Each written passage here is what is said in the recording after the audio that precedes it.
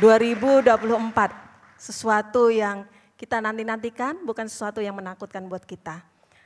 Sebelum saya men-sharekan firman Tuhan ini, saya waktu merenungkan, saudara, saya ingat salah satu ilustrasi fabel yang sempat saya sering dengar gitu ya. Di mana ada seekor burung Raja Wali yang nggak tahu terbang. Kenapa demikian? Induk Raja Wali itu tidak secara sengaja menjatuhkan telurnya. Alhasil telur itu dirawat oleh induk ayam. Nah, dalam masa pertumbuhan itu, Raja Wali itu berpikir dia ayam, gitu ya.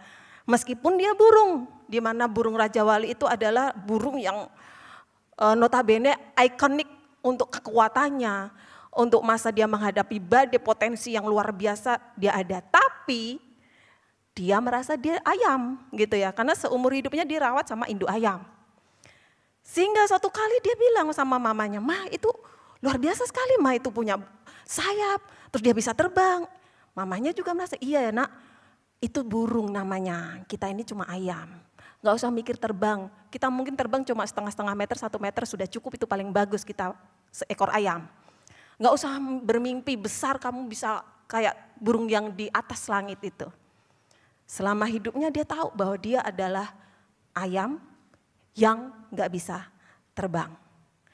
Nah, dari ilustrasi fabel ini saudara, kita bisa ngambil kesimpulan bahwa kesadaran kita tentang identitas diri kita itu mempengaruhi hidup kita, mempengaruhi potensi kita, mempengaruhi cara pandang kita, mempengaruhi hasil hidup kita hanya karena identitas diri. Apa yang saudara tahu tentang diri saudara itu mempengaruhi perilaku saudara. Apa yang saudara sadari sebagai diri saudara itu mempengaruhi sikap cara pandang saudara. Raja Wali berpikir dia ayam. Jadi dia nggak mengerti bahwa dia punya potensi luar biasa seperti Raja Wali. Dan terkadang banyak orang juga seperti itu. Hanya karena dia tahu dirinya hanyalah orang biasa, dia adalah orang kebanyakan, secara tragis sekali mungkin dia mengalami kepahitan dan sebagainya. Saya ulang ya, minggu pertama Bu Elvi sharing, akhirnya dia merasa dia orang yang biasa-biasa aja, gak mungkin melakukan sesuatu yang besar seperti Ibu A, Bapak A, Pendeta B, gak mungkin. Padahal dia bisa lebih daripada dia pikirkan. Makanya penting kita menyadari identitas diri kita saudara. Makanya penting orang tua yang dititipkan berkat oleh Tuhan lewat anak-anak membangun kesadaran diri tentang identitas anak itu dengan benar. Mengapa bahkan kita ya bisa minder, bisa kecil hati, bisa gampang baper. Ya mungkin kita mendapatkan sesuatu di masa kecil yang kurang tepat. Mungkin gitu ya. Bodoh kau, anak siapa sih? Anak B gitu. Itu sesuatu notabene yang sering masyarakat sosial di sana di luar sering katakan gitu. Sehingga identitas diri anak pun tanggung jawab untuk orang tua ikut membangun dasarnya. Makanya penting kita selalu menggerakkan kalau anak di atas 2 tahun dia harus di belakang. Bahkan kita harus korban waktu untuk duduk bersama mereka, dengar cerita sekolah minggu kalau anak-anak gak bisa ditinggal. Karena kita tahu investasi identitas diri dimulai saat mereka kenal Tuhan. Saudara, beberapa kami ini generasi kedua di komunitas ini, di mana anak-anak kami itu sekarang sudah mulai kuliah, sekolah di luar. Kami mengalami juga seperti itu saudara. Saya mengalami seperti itu karena jenjang anak saya yang pertama dan kedua 6 tahun, jadi 7 sampai 10 tahun. Saya enggak pernah ngikutin ibadah dengan baik, duduk dengan baik. Karena saya berkorban, duduk sama anak-anak saya. Kakak Rocky cerita, saya ikut menjelaskan anak saya waktu umur 2 tahun. Saya ngomong, kakak Rocky nyanyi, saya ikut nyanyi, meskipun waktu itu saya bukan guru sekolah minggu. Supaya anak saya tahu itu, waktu anak saya yang pertama. Anak pertama saya selesai, Anak kedua muncul, lanjut lagi saudara, kami bergantian. Gak pernah duduk tenang baik seperti sekarang menikmati musim gitu ya. Enjoy full melayani, belum pernah 7-10 tahun. Tapi kami tahu, kami yang generasi kedua, kami tahu ini investasi untuk menanamkan identitas yang benar terhadap anak. Ya, supaya saat anak itu berjalan di masa remajanya, mereka akarnya sudah kuat. Karena dari kecil sampai besar kita tanamkan identitas yang benar. Marah pun jangan bilang ini anak. Kita selalu bilang, kamu anak Tuhan, gak boleh gitu. Tanamkan bahwa kamu anak Tuhan. Bukan kamu ini anaknya siapa sih? Anaknya mama gak kayak gitu. Kadang-kadang kata-kata yang sederhana saudara itu merunyamkan identitas anak. Jadi kalau menegur pun katakan kamu anak Tuhan. Jangan bikin gitu. Mama sedih tapi Tuhan lebih sedih. Itu membuat anak hidup dalam identitas yang benar. Kegagalan, kesuksesan dia tahu ada Bapak yang benar yang selalu ada dengan dia. Ya, ini promosi sedikit ya tadi Saudari Hesti, tadi Hesti promosi Komsel, saya promosi sekolah minggu. Supaya gini loh, kadang-kadang jangan sampai orang tua berpikir, aduh nggak boleh dibawa ke sini, mungkin karena rame. Bukan karena rame, tapi kita tahu akar yang kuat itu adalah waktu dari kecil mereka dengar firman Tuhan. Jadi kita harus orang tua yang lagi nanti mengandung, punya anak balita harus excited gitu, semangat ngantar anak sekolah minggu, bahkan gak denger firman di sini, enggak apa-apa saudara. Anak kita enggak selamanya kecil, enggak apa-apa. Wah ada event ulang tahun gereja, ada event ini aku enggak denger hanya karena di sekolah, enggak apa-apa. Anak itu lebih penting, musimnya akan selalu berubah. Kita bisa. Buktinya kami yang generasi kedua di sini, anak kami sudah besar-besar, kita bisa dengan bebas melayani Tuhan. Karena sudah selesai untuk mendampingi mereka di sekolah minggu. Itu ya. Orang tua punya kewajiban untuk memberikan dasar yang kuat lewat sharing, lewat keteladanan, lewat semua tanggung jawab rohani untuk anak. Ya. Mengapa? Karena itu memengaruhi sikap hidup mereka di masa depan. Tahun ini tema kita adalah The Year of Kingdom Influence. Bagaimana kita bisa memengaruhi dunia bila kita nggak tahu jati diri kita sendiri. Itu sesuatu yang nggak masuk akal gitu ya saudara. Terus apa saja sih identitas-identitas yang Tuhan berikan untuk kita? Ada beberapa ya, tapi kali ini saya akan memberikan identitas yang Tuhan beri adalah identitas imamat yang rajani. Identitas kita bisa sebagai anak Allah, identitas kita bisa sebagai, slide-nya bisa di slide ketiga ya. Identitas kita bisa menjadi ciptaan yang sangat berharga. Identitas kita adalah di mana kita lebih berharga daripada burung pipit, di mana rambut kita jatuh satu aja Tuhan izinkan terjadi, sangat berharga saudara. Di mana kita sudah bukan menjadi budak tapi anak Allah ya. Banyak identitas yang Tuhan beri, tapi kali ini saya akan memberikan identitas kita sebagai imamat yang rajani. Nah, identitas-identitas itu bisa kita miliki seketika saat penebusan Tuhan terjadi. Identitas itu langsung kita miliki tanpa apapun. Itu pemilihan dari Tuhan. Dia sudah bayar harga di kayu salib saat dia Tuhan bilang katakan sudah selesai. Identitas itu ada buat kita saat kita terima dia sebagai Tuhan dan Juru Selamat. Ya. Di Roma 8 ayat 15 firman Allah yang hidup. Maka kita tidak usah menjadi seperti hamba yang membungkuk-bungkuk ketakutan. Tetapi kita harus berlaku seperti anak Allah sendiri yang diangkat menjadi anggota keluarganya dan memanggil dia Bapa. Saat Tuhan sudah katakan sudah selesai, itu artinya titik saudara. Gak ada satupun yang mengganggu gugat identitas kita. Gak ada satupun iblis yang dapat mematahkan identitas kita saat dia bilang sudah selesai. Kita diangkat jadi anak Allah. Bayangkan kalau anak kita di rumah takut-takut. Menurut saya berarti itu dipertanyakan, ya kan. Masuk di rumah sendiri takut-takut, duduk di sofa takut. Permisi ya mama aku mau duduk. Nggak ada kayak gitu, namanya anak duduk ya duduk. Bahkan kadang-kadang mamanya suka bilang, kok nggak ketuk pintu ya. Bahkan kadang-kadang digituin karena dia merasa anak di rumah sendiri gitu ya. Tuhan pun berkata gitu, nggak perlu lagi kamu seperti hamba yang membungkuk-bungkuk ketakutan. Aduh, bener nggak ya aku tuh masih hidup dalam kebiasaan yang lama nih. Aduh aku masih gagal sering nih. Bener nggak ya firman Tuhan bilang gitu. Aduh aku ke gereja agak malu karena aku sering masih lakukan kesalahan, dosa ini, dosa A, dosa B. Saudara sudah dibenarkan. Saudara sudah diangkat oleh Tuhan. Masuklah dengan tata kasih karunia-Nya Dia. Nggak perlu lagi membungkuk-bungkuk ketakutan, ketemu Tuhan ketakutan. Ketemu Tuhan mikir-mikir, layak nggak ya aku angkat tangan, aduh kayak kemarin aku maki jadi nggak usah angkat tangan tinggi-tinggi, angkat tangan rendah aja. Ngapain kita terintimidasi dengan situ saudara?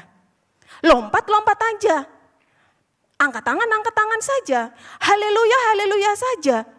Kalau kita berpikir, aduh kemarin aku melakukan itu, ya kan kita bisa ngaku, Tuhan katakan mengaku dosa dan kamu akan dihapuskan dosamu. Nah, kadang-kadang kita masih berpikir tentang hal-hal yang sudah terjadi. Sehingga kita tidak bebas untuk ketemu Tuhan. Kita tidak bebas untuk ngomong sama Tuhan. Melompat, angkat tangan. Kita kayak nggak bebas karena kita merasa masih kayak hamba yang masih nggak sempurna. Ya kita semua nggak sempurna, kita disempurnakan. Bahkan kita yang di mimbar ini kita banyak kurangnya saudara. Kalau kita sempurna, kita sudah nggak injak lantai ini. Kita banyak kurangnya. Yang membedakan kita bisa datang ke hadapan Tuhan karena darah Yesus. Iman kita kepada Tuhan. Di 1 Petrus ayat 18-19, sebab kamu tahu bahwa kamu telah ditebus dari cara hidupmu yang sia-sia, yang kamu warisi dari nenek moyangmu itu. Bukan dengan barang yang fana, bukan pula dengan perak atau emas, melainkan dengan darah yang mahal, yaitu darah Kristus yang sama seperti anak domba yang tak bernoda dan tak bercacat. Kita sudah ditebus, Tuhan sudah katakan sudah selesai. Tidak ada satupun yang layak menghakimi kita kecuali Tuhan sendiri untuk kita saudara. Saudara masuk dalam tata kasih karunia Tuhan. Masuk di gereja-gereja bukan tempatnya orang sempurna. Gereja tempatnya orang mau disempurnakan dan dibenarkan oleh darah Kristus. Kalau saudara gak enak di gereja itu, kayaknya aku paling berdosa. Gak ada saudara, itu yang membuat opini-opini, asumsi-asumsi itu yang membuat kita gak bisa melihat panggilan Tuhan yang lebih besar. Mengapa saudara? Iblis mengecohkan pikiran-pikiran itu. Iblis mengecohkan dengan konflik-konflik pribadi kita. Iblis mengecohkan dengan kerumitan-kerumitan dengan pribadi kita. Apa ekspektasinya saudara? Apa harapannya? Coba saudara pikirkan. Kalau orang sudah mikir dengan masalahnya diri sendiri, apa yang bisa kita harapkan untuk dia? Enggak ada. Karena dia mikir dirinya terus, aduh aku ada masalah A, aku masalah B, masalah C, aduh aku dosa, aku ini. Gak bisa mikir, jangankan mikir kota. Mikir orang di sekitar kanan kiri aja mungkin belum bisa. Mikirin diri sendiri. Aduh, aku kok berat sekali ya. Aduh, kok masalahku belum selesai. Mikir diri sendiri. Ingat, Tuhan katakan sudah selesai. Sudah selesai, jangan membungkuk-bungkuk seperti hamba yang belum ditebus. Aku sudah membayar dengan darah yang mahal. Nah ini memang targetnya iblis. Kalau iblis sudah meracuni dengan pikiran-pikiran kita sendiri, konflik pribadi kita sendiri, masalah-masalah pribadi kita sendiri. Kita gak bakal mikir sesuatu yang besar saudara. Gak bakal. Mikirin masalah kita dengan A, mikirin masalah dengan B, mikirin diri sendiri, mikirin keluarga sendiri. Mikirin pekerjaan sendiri, mikirin anak. Kapan mikirin kota? Kapan mikirin Indonesia? Enggak bakal. Saudara, saya ingatkan, Ini adalah saat-saat momentum anak Tuhan berdiri untuk negeri ini. Saya nggak bicara tentang pilpres saudara, karena kami pejabat GBI nggak boleh bermain politik, jelas. Tapi saya nggak ngomong soal pilihan. Saya ngomong, kapan saudara berpikir tentang kota? Kapan saudara berpikir tentang Indonesia? Kalau yang mikir masalah kecil-kecil itu terus, masalah diri sendiri terus, boleh. Bukan berarti nggak boleh, boleh. Tapi saat kita datang di hadapan Tuhan, saya bicara tentang imam. Kita harus berdoa untuk Indonesia saudara. 1 bulan ini, masa krisis kita menangis untuk Indonesia. Kita harus berdoa, pilihan yang Tuhan tentukan itu tergantung kirbat doa-doa saudara. Keamanan negeri saat pilpres tergantung doa-doa orang percaya. Saya sangat mengagumi dan menghormati pemerintahan karena itu wakil Allah. Tapi otoritas dunia adalah otoritas Tuhan. Tuhan yang berotoritas daripada segalanya. Dan kita dipilih Tuhan menjadi imam, menjadi jembatan, menjadi gap. Kapan kita bisa berfungsi kalau kita mikirin masalah-masalah kita sendiri. Semua banyak masalah saudara. Saya masalah banyak. Banyak yang saya pikir kok. Makanya kita semua pasti punya masalah. Itu yang iblis inginkan. Pikir. Sampai kita nggak melihat pekerjaan Tuhan yang besar yang itu tanggung jawab kita saudara. Influence, memengaruhi dunia. Gak bakal kita bisa capek kalau kita yang mikir hal-hal kecil-kecil itu terus. Aduh pekerjaanku bagaimana ya Tuhan, anakku bermasalah Tuhan, persahabatanku renggang Tuhan, aduh pelayananku ini Tuhan. Kita gak pernah mikir masterpiece yang Tuhan berikan untuk kita. Ayo bangkit, saudara imamat rajani. Saudara punya pekerjaan lebih besar daripada masalah-masalah saudara sekecil itu. Tuhan akan pakai bagian Tuhan untuk kerjakan itu. Tapi panggilan kita enggak secuil itu saudara. Kenapa saya tantang ini saudara? Karena memang tema tahun ini ya seperti itu. Ya, mempengaruhi dunia lewat nilai-nilai kerajaan. Itu sesuatu yang besar itu, saya harus bukakan mata rohani saudara besar dan stop memikirkan konflik-konflik pribadi. Gak bakal selesai, gak bakal habis. Kita punya panggilan yang lebih besar daripada itu saudara. Jadi iblis mengecohkan dengan segala banyak hal itu.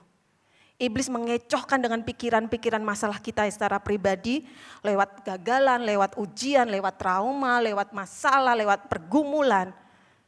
Sehingga kita enggak melihat negeri ini butuh doa saudara. Yang menentukan siapa nanti pemimpin itu yang sesuai dengan kehendak Tuhan atau enggak. Yang menentukan adalah doa-doa kita. Siapapun itu yang terpilih saudara, kalau kita doa dengan tangisan, kita berdoa untuk membela negeri ini, keamanan negeri ini. Karena situasi di luar sangat panas. Kalau saudara lihat, dengar podcast, saudara dengar talk show, berita-berita. Situasi sangat panas dan kita punya otoritas berdoa untuk keamanan negeri ini. Kapan kita bisa berdoa? Kalau kita mikirkan diri sendiri. Itu target iblis saudara. Pikir terus, gak apa-apa, memang kamu tuh perlu bergumul, kamu perlu berjuang untuk dirimu, gak apa-apa. Sekali lagi saya katakan, gak salah, tapi Tuhan memanggil kita untuk hal yang lebih besar. Mengapa? Posisi imam di masa lalu, dia punya pakaian khusus, dia punya tugas khusus, bahkan dia nggak punya tanah waktu pembagian suku-suku karena dia hanya bertugas untuk membangun kemah tabernakel. Nggak boleh selain suku Lewi, dia punya baju khusus dan dia punya tugas khusus di mana rahasia Tuhan berkata lewat dia. Luar biasa itu saudara. Dengan dia, Israel menunggu dengan harap-harap cemas nih. Apa yang nanti dia katakan setelah ketemu Tuhan di ruang Maha Kudus.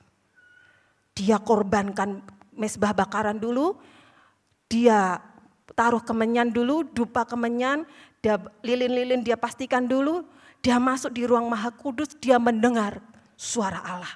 Dalam perjanjian lama seperti itu saudara. Jadi titik rahasia kehendak Tuhan adalah lewat imam, suku Lewi. Kalau mereka mau berperang dengan suku mana, suku apapun, imam Lewi yang mau berkata-kata dulu dengan Tuhan. Tuhan bagaimana? Kami harus bagaimana berperang? Setelah keluar dari tabernakel Musa, baru dia katakan, Tuhan berbicara bla bla bla bla. Imam. Dulu seperti itu saudara. Dan sekarang itu ada untuk kita semua. Rahasia Tuhan bukan untuk pendeta-pendeta di sini, enggak. Semua rahasia-rahasia Tuhan, kehendak Tuhan ada untuk saudara semua, tapi di ruang Maha Kudus, di ruang intim, di mana saudara berdoa dengan Tuhan, di mana saudara menangis dengan Tuhan, di mana saudara punya waktu-waktu pribadi dengan Tuhan. Rahasia-rahasia itu akan diberikan untuk saudara. Meskipun saudara jemaat biasa mungkin, ibu rumah tangga, tapi rahasia-rahasia itu diberikan untuk semua imamat rajani. Bahkan rahasia bagaimana dia bisa berkata-kata, ayo doakan negerimu, ayo doakan Papua, ayo doakan. Dia akan memberikan rahasia-rahasia besar saudara. Gak hanya suku Lewi. Ya, kalau kalian saudara pikir imamat rajani kan yang di pelayan-pelayan. Gak hanya kami sekarang. Kita semua imamat rajani. Lewat ayat yang tadi dikatakan. Ya. Tetapi, Petrus 2 ayat 9, slide 5. Tetapi kamulah bangsa yang terpilih, imamat yang rajani, bangsa yang kudus, umat kepunyaan Allah sendiri, supaya kamu memberitakan perbuatan-perbuatan yang besar dari Dia, yang telah memanggil kamu keluar dari kegelapan pada terang yang ajaib. Perbuatan besar saudara. Masalah pribadi itu bukan perbuatan besar. Perbuatan besar adalah mempengaruhi orang-orang sekitar, mempengaruhi pekerjaan sekitar, bahkan mempengaruhi atmosfer kerajaan surga terhadap Papua, Timika, bahkan Indonesia. Itu perbuatan besar. Saudara terpanggil lebih besar daripada yang saudara pergumulkan saat ini.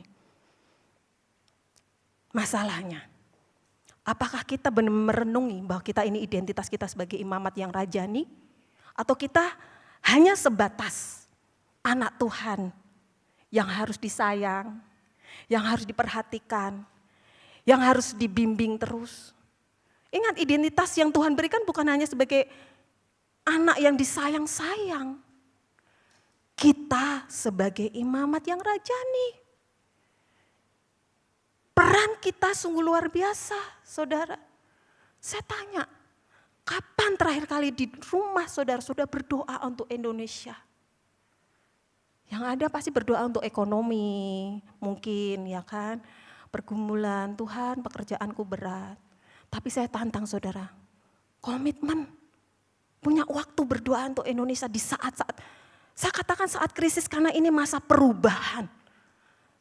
Dewan Legislatif lagi mau dipilih, presiden lagi mau dipilih. Semua itu akan mengandung perubahan sistem dan kebijakan negeri ini saudara.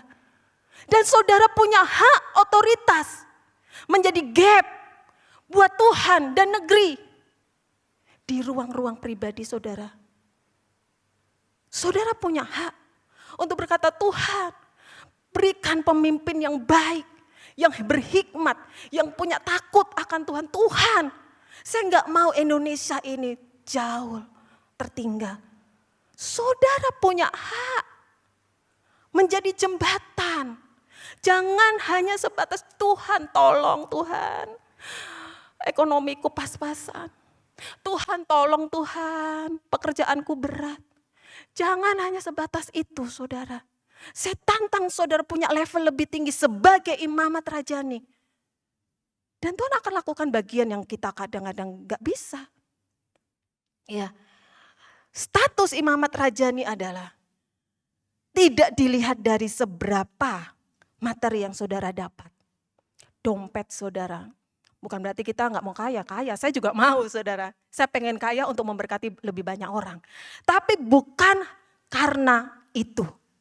Status imamat rajani bukan berdasarkan status sosial rohaniawan mungkin. Oh, yang pelayan-pelayan itu imamat rajani siapa kami? Bukan. Status imamat rajani dilihat dari seberapa taatnya dia menghidupi firman.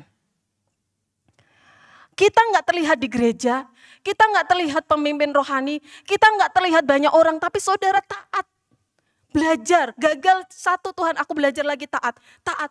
Saudara punya tolak ukur sebagai imamat rajani. Yang kedua, status imamat rajani tidak didapat saat kita memukau banyak orang. Saat kita punya karunia-karunia yang lebih hebat. Saat kita mungkin dikagumi. Enggak. Status imamat rajani berdasarkan kasih karunia Tuhan. Katakan kita kan dipilih. Bukan kita yang memilih, kita dipilih. Mau apapun tetek bengek usaha kita, mau apapun puncak rohani kita bersanding, misalnya saya ini ya, saya sudah pendeta, saya ingin. Meski sepuncak apapun rohani saya di status lembaga kegerejaan, gak boleh saya sombong. Karena SK-nya adalah bukan dari saya, dari Tuhan. Surat keputusannya itu Tuhan. Tuhan yang milih kita, saudara. Mengapa saya katakan demikian? Supaya kita semua percaya tidak ada yang dibedakan. Imamat rajani adalah saudara dan saya. Gak ada yang dibedakan. Tadi pagi Esti juga kasih contoh di Gideon. Gideon dan Daud itu contoh bahwa sebagai seorang imamat rajani tidak berdasarkan apa yang dia punya, tidak berdasarkan status yang dia miliki, tapi berdasarkan pemilihan Tuhan. Ya, saya ambil cepat saja di Hakim-Hakim 6 ayat 15. Waktu Tuhan panggil, nah ini yang istimewanya saudara, saat Tuhan panggil kita yang pertama dia rombak adalah apa? Identitas kita. Saya bacakan di ayat 11 sampai 13 ya. Kemudian datanglah malaikat Tuhan dan duduk di bawah pohon tarbanting di Ofra, kepunyaan Yoas, orang Abiezer itu, sedang Gideon anaknya mengirik gandum dalam tempat pemerasan anggur agar tersembunyi bagi orang Midian. Malaikat Tuhan menampakkan diri kepadanya dan berfirman kepadanya demikian, Tuhan menyertai engkau ya pahlawan yang gagah berani. Sebelum Tuhan memberikan dia tugas-tugas yang besar, sebelum Tuhan memberikan panggilan untuk dia, yang pertama dia benahi apa? Identitasnya Gideon. Tuhan menyertai engkau ya pahlawan yang gagah berani. Mereknya langsung diberi, pahlawan yang gagah berani. Meskipun Gideon belum melihat hal itu. Gitu. Mengapa dia nggak melihat hal itu? Karena di ayat 15, tetapi jawabnya kepadanya, Tuhanku, dengan apakah akan kuselamatkan orang Israel? Ketahuilah, kaumku adalah kaum paling kecil karena dia dari suku Benyamin ya. Di antara suku Manasye dan aku pun seorang yang paling muda di antara kaum keluargaku. Jadi dia tuh Gideon itu dari suku Benyamin, ditambah lagi dia yang paling muda di suku Benyamin. Jadi statusnya dia tuh benar-benar gak memungkinkan. Itu yang tadi saya katakan saudara. Imamat rajani tidak berdasarkan status sosial, tidak berdasarkan apa yang saudara punya, tidak berdasarkan apa yang saudara enggak punya, tapi berdasarkan pemilihan Tuhan dan ketaatan saudara menghidupi firman Tuhan. Saudara menjadi imamat yang rajani. Lalu, saya masuk di poinnya ya. Dari kesimpulan tersebut saudara, bagaimana kita bisa memiliki peran sebagai seorang imamat rajani. Kalau kita tahu saya adalah imamat rajani, di mana saya membawa rahasia Tuhan, di mana saya membawa kehendak Tuhan untuk saya lepaskan di orang sekitar, di mana saya membawa apinya Tuhan untuk saya lepaskan di orang sekitar. Nah, bagaimana kita punya peran itu, saudara? Yang pertama, sebagai seorang yang percaya bahwa dia adalah imamat yang rajani, dia membangun standar kerajaan Allah di dunia. Roma 12 ayat 2, firman Allah yang hidup. Jangan meniru tingkah laku dan kebiasaan dunia ini. Melainkan jadilah orang dengan kepribadian yang sama sekali baru dalam segala perbuatan dan pikiran, niscaya saudara akan mengerti dari pengalaman sendiri bahwa jalan-jalan Allah itu sempurna dan sungguh-sungguh memuaskan saudara. Di firman Allah yang hidup ini saya garis bawahi adalah jangan meniru tingkah laku dan kebiasaan dunia ini. Sebagai seorang imamat rajani, kita harus menjaga kekudusan. Suku Lewi, Imam Lewi saat dia nggak kudus, saat dia nggak tahir, dia mati di tempat, saudara. Saya pernah sampaikan kan di mimbar ini, makanya jubah Imam Lewi itu harus ada tali panjang dan ada ujungnya ada lonceng. Jadi kalau sudah nggak dengar kelinding, mereka akan tarik itu dari pelataran dari halaman, tarik karena sudah meninggal di tempat, dia najis. Dia nggak kudus. Jadi untuk menjadi imamat rajani kita harus menjaga kekudusan. Menjaga kekudusan bukan sesuatu yang besar, saudara. Menjaga kekudusan adalah, ini saya kasih sedikit bahasa yang lebih mudah dimengerti, adalah jangan meniru tingkah laku dan kebiasaan dunia. Anak muda, kalau itu arusnya arah jalannya ke sana, jangan melawan arus lah. Ya kan? Jangan melawan arus, sudah tahu Budi Utomo itu arahnya ke sana, melawan arus. Dia juga di sana juga gitu. Itu artinya kita tidak menjaga kekudusan. Menjaga kekudusan bukan berarti bersinah, berjudi, mabuk, bukan. Itu saudara pasti sudah tahu, saya nggak akan bahas yang itu. Saya bahas di hal-hal kecil. Karena menjaga kekudusan itu dari hal-hal yang kecil, saudara. Ibu-ibu, kalau yang lain mungkin, bertetangga ngomongin tetangga A, tetangga B, nggak usah kita juga ikut. Bu itu tukang sayur manggil saya jadi kita ngobrol-ngobrol. Nggak perlu. Kalau semua komplek ibu-ibu gitu, kita nggak perlu. Itu kebiasaan dunia. Karyawan-karyawan, pekerja-pekerja yang lain kerjanya terlambat, izin-izin nggak jelas. Kita apakah ikut-ikut? Nggak perlu ikut-ikut. Yang izin-izin absen-absen biarkan. Kita tetap kerja dengan tanggung jawab kita. Itu menjaga kekudusan. Yang lain gak pakai helm, Pak Jerry suka berulang-ulang ngomong gitu ya. Yang lain gak pakai helm gak apa-apa, kan kita gak punya motor, kita naik ojek ngapain beli helm. Oke, itu kebiasaan dunia kebanyakan. Kita gak perlu ikut, kita menjaga kekudusan. Jadi saudara membangun standar imamat rajani adalah dari hal-hal yang kecil. Di mana saudara ditaruh. Anak sekolah, yang lain nyontek, yang lain cari copy paste, Brandly dan sebagainya. AI mungkin. Kalian gak perlu. Nilai pas-pasan, gak apa-apa. Kalian menjaga kekudusan di akademis kalian. Yang lain maki. Kak, yang lain banyak maki, jadi saya juga keceplosan maki. Yang gak perlu ikut maki.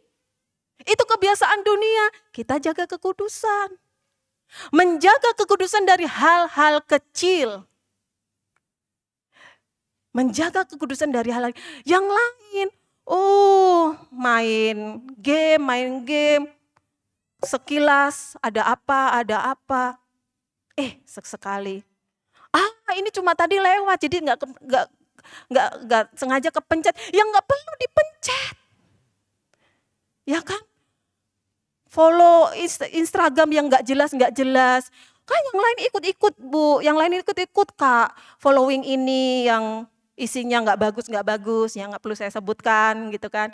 TikTok yang isinya nggak bagus-bagus. Yang lain itu FYP Kak, ya kamu nggak perlu ikut. Kamu imamat rajani. Kamu meniru tingkah laku kebiasaan dunia dong. Kita menjaga kekudusan dari hal-hal yang kecil. Ya. Apakah saya mampu Bu? Kak, mampu. Lah SK-nya sudah turun. Kalau SK turun berarti Tuhan mampukan. Ya kan ya sekarang kan ada lulusan P3K. Berarti dinas lihat kalian mampu. Terverifikasi, pemberkasannya oke. Kalau Tuhan memilih kita, berarti Tuhan lihat kita mampu. Yang gak mampu apa? Pikiran kita sendiri, ya itulah iblis mengecohkan dengan pikiran-pikiran kita sendiri. Ya. Tolak ukur standar imamat rajani bagaimana menghidupi nilai-nilai kebenaran dengan cara taat untuk tidak meniru kebiasaan dunia yang salah yang selalu dilakukan. FOMO, ikut ini Kak, anak-anak dewasa muda ya karena uangnya mentang-mentang banyak, ikut healing sana, healing sini, padahal Pak Jerry sudah katakan saving untuk nikahmu. FOMO, supaya nggak ketinggalan zaman. Ya nggak perlu ngikutin kalau memang kita butuh prioritas untuk saving tabungan. Nggak perlu, mau healing sana, healing sini, kalau uangnya lebih-lebih sisa-sisa nggak apa-apa. Tapi kalau punya prioritas untuk saving, beli rumah, saving untuk tujuan nikah, nggak perlu ikut-ikut. Nanti nggak update Kak, kudet, ya biarin. Ngapain kita harus merasa takut kudet? Ya kan? Ibu-ibu Pak, belikan tas merek ini Pak, keren loh semua beli itu Pak. Ya nggak perlu ikut-ikutan. Kalau memang nggak mampu. Beli aja yang UKM, bagus-bagus kok yang UKM. Imamat raja nih nggak perlu ikut-ikutan perilaku dunia yang salah. Halo? Amin? Nggak perlu ikut. Kita punya prinsip sendiri nih. Kita punya prinsip kerajaan. Kita harus lakukan apa yang Tuhan katakan. Gitu ya. Karena kekudusan selalu dimulai dari apa yang di dalam. Orang bisa aja ngomong, Ibu Febe kudus sekali. Siapa tahu, kan yang tahu Tuhan sama saya. Gak ada yang orang bisa nilai kekudusan seseorang. Ya kan? Kita bisa aja merasa orang itu kudus atau saya merasa, saudara merasa saya kudus. Tapi kalau hati saya jelek, motivasi saya busuk, Tuhan bilang kamu gak kudus Febe. Kekudusan dimulai dari di dalam. Yang bisa mengatakan kudus adalah Tuhan. Dan tolak ukurnya adalah kita. Oh Tuhan kayaknya hatiku gak benar nih. Kita yang tahu sendiri kekudusan itu terjadi. Ya, hidup tidak mengikuti kebiasaan dunia. Putuskan. Supaya saat saudara kuduskan, kalau di seorang imam saudara, dia masuk pertama ada di mezbah bakaran. Dia membakar hewan bakaran, lemak-lemak dia makan, sisanya dia bakar. Ya. Lalu dia masuk di ruang kudus, dia perabot-perabot ruang kudus dia selesaikan, setelah itu dia masuk di ruang maha kudus. Disitulah Tuhan berkata-kata. Nah masalahnya, di mezbah bakaran ini, kalau nggak ada api, kita nggak bisa lewat lagi ke ruang kudus, bahkan di ruang maha kudus. Kita harus punya api untuk membakar. Api itu bisa hati kita yang hancur. Tuhan, aku tetap mau setia.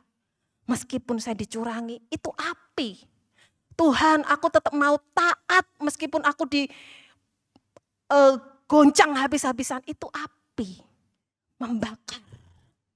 Korban bakaran. Bagaimana kita bisa berdampak kalau api aja kita nggak dapat? Saya minta waktu. Yang kedua, melayani Tuhan dengan otoritasnya. Efesus 2 ayat 10, Allah sendirilah yang menjadikan keadaan kita seperti sekarang ini dan memberi kepada kita hidup baru dari Kristus Yesus. Sejak dahulu sudah direncanakannya agar hidup kita dipakai untuk melakukan perbuatan yang baik.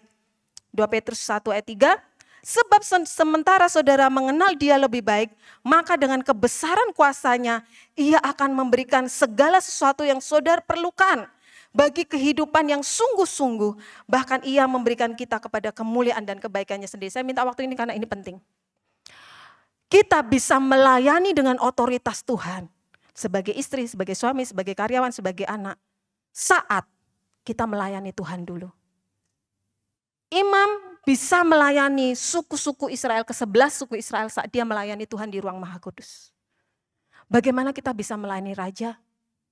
Saudara layani Tuhan seperti Maria duduk di kaki Tuhan. Duduk nyembah. Kita puasa Daniel saudara. Kita bukan bicara tentang gak boleh makan A, gak boleh makan B. Tapi yang lebih pasti lagi, punyalah waktu lebih duduk dengan Tuhan. Karena itu api yang saudara akan berikan saat saudara melayani dengan otoritas Tuhan. Kalau kita gak punya waktu duduk dengan Tuhan, apa yang kita akan bagikan? Makanya gak heran saat semua anak-anak teman-temannya maki, dia ikut maki. Karena dia gak punya api. Makanya nggak heran kalau semua lagi nggak pakai helm, kita sesekali nggak pakai helm karena kita nggak punya api. Kita akan bisa melayani Tuhan dengan otoritasnya Tuhan kalau kita melayani Dia dulu, duduk di bawah kaki Tuhan.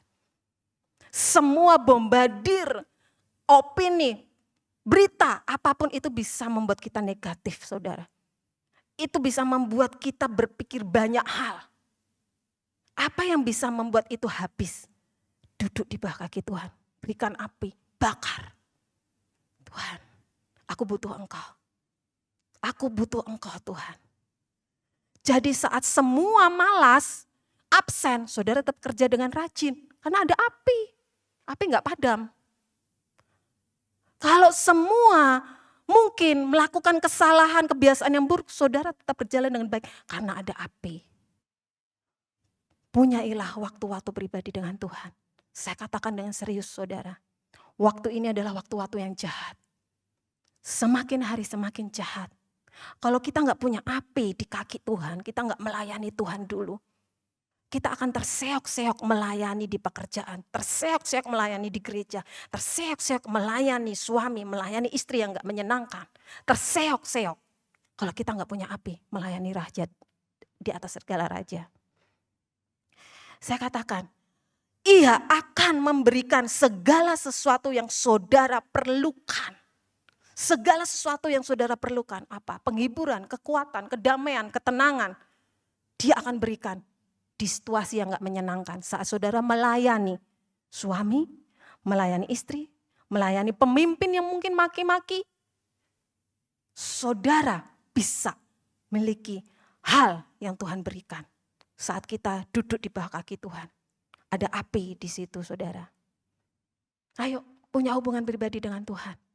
Lebih banyak. Punya tangisan dengan Tuhan lebih banyak.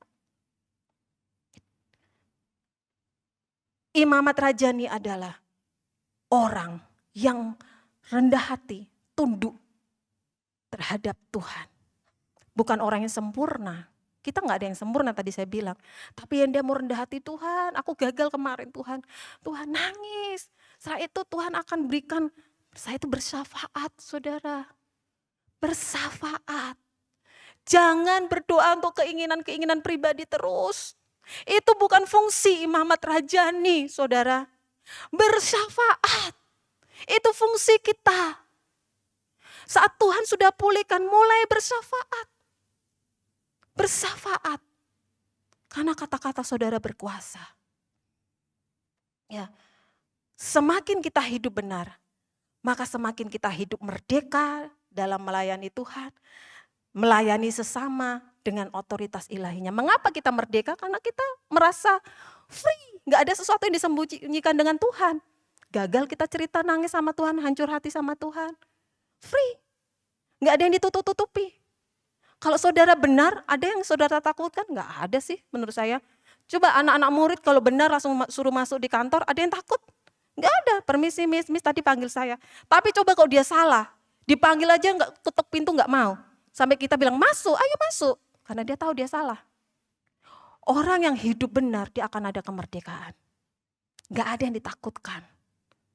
Bagaimana kita bisa merdeka dan dibenarkan? Kembali duduk di kaki Tuhan. Bersyafaat, ambil api itu dan impartasikan ke orang-orang. Melayani raja itu bukan skill yang main-main saudara. Dia persiapannya harus matang, gak sembarangan, atur waktu dengan baik. Imamat raja ini kan imam yang rajani, imam yang melayani raja. Kita gak akan sembarangan dengan hidup ini. Kalau saudara punya kesadaran kita identitasnya imamat rajani. Percaya saudari imamat rajani? Coba katakan dengan sebelah kanan kiri, jangan sampai ada yang ragu, kamu imamat rajani. Ya, harus jangan dengan tunduk-tunduk ya. Tadi kan saya bilang jangan membungkuk-bungkukkan kepala. Saudara sudah imamat rajani, dibenarkan saat Tuhan sudah finish. Kita akan hidup dengan kemenangan dalam Tuhan.